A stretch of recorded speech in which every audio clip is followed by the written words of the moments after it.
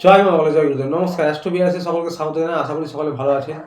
আপনাদের সকলকেই নতুন বছরের জানুয়ারি মাসের সকলকে শুভেচ্ছা জানাই এবং সকলের এই বছরটা অত্যন্ত ভালো কাটুক, ভগবানের কাছে সেই প্রার্থনা করি। তো আজকে আলোচনা করবো জানুয়ারি 2025 কেমন যেতে চলেছে কন্যা রাশির জাতক বা জাতিকাদের সেই নিয়ে। শুরুতেই বলবো, এই আলোচনা আপনাদের জীবনে 40 থেকে 50 ভাগ ফলিত হবে। কেউ দয়া করে ভাববেন না এটা আপনাদের জীবনে 100% ফলিত হতে চলেছে। তার কারণ হচ্ছে বর্তমান গ্রহস্থিতি অনুযায়ী যার ব্যক্তিগত লগ্নগোষ্ঠীর গ্রহস্থিতির সঙ্গে যতটা বেশি ম্যাচ করবে তার সঙ্গে ততটাই বেশি ফলিত হবে। এবং এটি কারোর ব্যক্তিগত লগ্নগোষ্ঠী নিয়ে আলোচনা নয়, সেটা মাথায় রেখে দেখবেন। যাদের ব্যক্তিগত লগ্নগোষ্ঠীতে গ্রহস্থিতি অত্যন্ত খারাপ বা দশা খারাপ চলছে তাদের ক্ষেত্রে কিন্তু কিছু বৈষম্য হতে পারে। তো আর বেশি দেরি আমরা শুরু করবো আলোচনা। শুরুতেই বলবো যে যারা বিদ্যার্থী পরীক্ষার্থী রয়েছেন কন্যা রাশি তাদের উদ্দেশ্যে বলবো, আপনাদের 5 নম্বর হাউসটি হচ্ছে শনিদেবের হাউস এবং শনিদেব নিজের কুম্ভ রাশিতে স্বক্ষেত্রে রয়েছেন, মার্গী হয়ে গেছেন। তো আপনাদের পড়াশোনার জন্য যারা পরিশ্রম প্রয়াস করছেন, কারণ শনিদেব হচ্ছে ন্যায়ের দেবতা, কর্মের দেবতা, তারা কিন্তু অত্যন্ত ভালো সফলতা পাবেন এই মাসে। এবং যে কোনো কম্পিটিটিভ এক্সামের ক্ষেত্রে, পরীক্ষার ক্ষেত্রে বা কোথাও অ্যাডমিশনের ক্ষেত্রে, পড়াশোনার ক্ষেত্রে ভালো সফলতা পাবেন। যারা উচ্চশিক্ষায় রয়েছেন, তন্ত্রমন্ত্র জ্যোতিষ নিয়ে পড়াশোনা করছেন তাদের জন্য সময়টা ভালো। সরকারি পরীক্ষার জন্য বিশেষ করে বলবো যে এই মাসের 14 তারিখের পর থেকে সময়টা বিশেষভাবে ভালো। এবার বলবো যারা প্রেমিক প্রেমিকা রয়েছেন তাদের উদ্দেশ্যে, আপনাদের কিন্তু এই 5 নম্বর হাউস থেকে প্রেম, ভালোবাসা, লাভ রিলেশন বিচার করা হয়।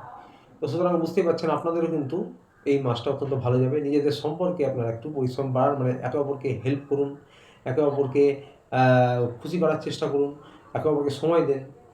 এবং মাঝে মাঝে কিন্তু একটু মতান্তর হতে পারে বা পুরনো কথা টেনে নিয়ে এসে মনোমালিন্য হতে পারে।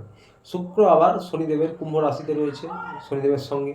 তো সুতরাং আপনাদের বোঝাপড়া উন্নত হবে, আপনারা আপনাদের কেয়ারিং বেড়ে যাবে, একে অপরের প্রতি কেয়ারিং করবেন আপনারা। এবং আপনাদেরও এই মাসটা ভালো যাবে। ওই মাঝে মাঝে কিন্তু একটু মতান্তর হতে পারে বা পুরনো কথা টেনে নিয়ে এসে মনোমালিন্য হতে পারে। সূর্যদেব 14 তারিখে এসে যাওয়ার পর ইগোর সমস্যা হতে পারে, একে অপরকে ছোটো করার মানসিকতা হতে পারে। এইগুলো থেকে একটু এড়িয়ে চলবে। নিজেদের বোঝাপড়া সম্পর্ক উন্নত করুন, ঘোরাফেরা আনন্দ হুল্লোড়ও হবে। যারা হাজব্যান্ড ওয়াইফ রয়েছেন তাদের উদ্দেশ্য বলবো যে আপনাদের 7 নম্বর হাউসে কিন্তু রাহু রয়েছে। তো সুতরাং আপনাদের কিন্তু প্রত্যাশা বেড়ে যাবে, ঘোরাফেরা আনন্দ হুল্লোড় ভালো হবে। তবে আপনাদের যে লগ্নাধিপতি 3 নম্বর হাউসে রয়েছে বুধদেব, তো সুতরাং আপনাদের ব্যক্তিগত জীবনে কর্মব্যস্ততা বেড়ে যাবে, আপনারা একটু ব্যস্ততম হয়ে পড়বেন। একে অপরের প্রতি প্রত্যাশা থাকবে কিন্তু একটু অ্যাগ্রাসন বেড়ে থাকবে। আপনার অপোজিটে যে রয়েছে তার কিন্তু একটু ক্রোধ বেড়ে থাকবে। তো সেই বিষয়টি খেয়াল রাখতে হবে। হুটহাট রেগে যাওয়া, হঠকারী সিদ্ধান্ত নেওয়া, এই সমস্ত কিছু হতে পারে। কর্মের জায়গায় আপনারা অবশ্যই ভালো কিছু করতে পারবেন যারা হাজব্যান্ড ওয়াইফ জব করেন। তবে 28 তারিখের পর থেকে সময়টা আপনাদের বিশেষভাবে ভালো। তার আগে একটু নিজেদের সম্পর্ক উন্নত করবেন, একে অপরকে হেল্প করবেন। মোটের উপর আপনাদের ভালো মন্দ মিশিয়ে মিশ্র ফলাফল পাবেন। পরিবারের নিয়ে বলবো যে পরিবারের যারা বয়স্ক মানুষ রয়েছে তাদের একটু সমস্যা হতে পারে, হাড়ে গাঁটে ব্যথা হতে পারে। বাবা মা, শ্বশুর শাশুড়িদের স্বাস্থ্যের খেয়াল রাখুন। এবং পরিবারের 14 তারিখ পর্যন্ত যারা সিনিয়র রয়েছে তাদের সঙ্গে সম্পর্ক উন্নত করুন, মুখের বাণী কোথার উপর নিয়ন্ত্রণ রাখবেন। কারণ সূর্যদেব রয়েছে 4 নম্বর হাউসে 14 তারিখে কিন্তু রাশি পরিবর্তন করবেন। তো পরিবারে আপনাদের আনন্দ হলেও কিন্তু হতে পারে, কেনাকাটা হতে পারে। নিজেদের পানি এবং ক্রোধের উপর একটু নিয়ন্ত্রণ রাখবেন, বিশেষ করে 14 তারিখ পর্যন্ত। সন্তানরা একটু অবাধ্য হতে পারে। বাকি ভালো মন্দ মিলিয়ে কিন্তু পরিবারেও আপনারা মিশ্র ফলাফল পাবেন, আনন্দ হল্লোড়, কোথাও ছোটোখাটো ঘোরাফেরা, কেনাকাটা হতে পারে। তো বন্ধুরা এবার বলবো ব্যবসা বাণিজ্য, সরকারি বেসরকারি যারা চাকরি করছেন তাদের উদ্দেশ্যে, তাদের কেমন যাবে।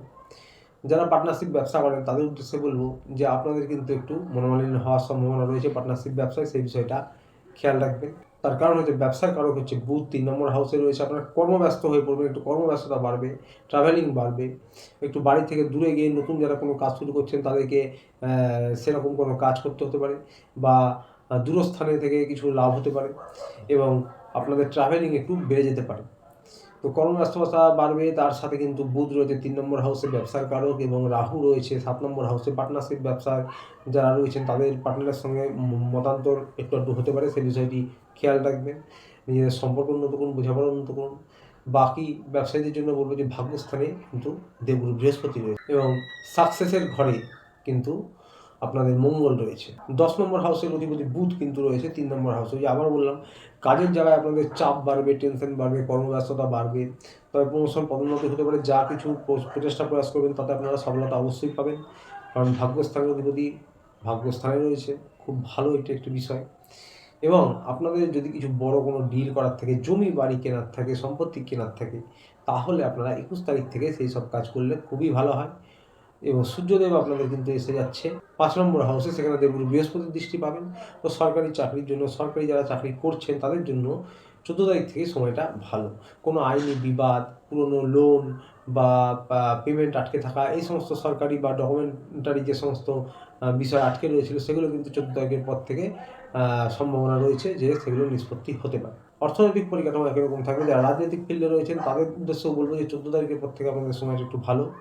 তবে এখানে মুখোমুখি সূর্যমঙ্গল হবে, তাই নিজের বাণী এবং ক্রোধের উপর নিয়ন্ত্রণ রাখবেন। তা না হলে রাজনৈতিক ফিল্ডে যারা রয়েছেন তাদের ইমেজ খারাপ হতে পারে, আপনার গুপ্ত শত্রু প্রতিযোগীরা মাথাচাড়া দিতে পারে, এবং যারা চাকরি করেন বেসরকারি বা সরকারি, তাদের বস, ম্যানেজার, সিনিয়র কলিগ, তাদের সঙ্গে সম্পর্ক উন্নত করতে হবে, ব্যবহার ভালো করতে হবে। তা নাহলে আপনার পেছনে কেউ কাঠি করতে পারে বা প্রতিযোগী বা গুপ্ত শত্রু মাথাচাড়া দিতে পারে।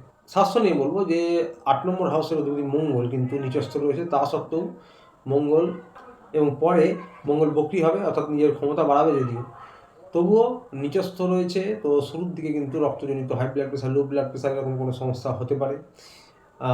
এবং শুক্র শনি রয়েছে 6 নম্বর হাউসে। তো সুতরাং শুক্র শনি 6 নম্বর হাউসে রয়েছে কোমর, লোয়ার অ্যাবডোমেন এবং কিডনি, স্টমাক বা হাড়ে কাটে ব্যথা, কোমরের নিচের অংশে ছোটোখাটো আঘাত লাগা, এই সমস্ত কিন্তু হতে পারে।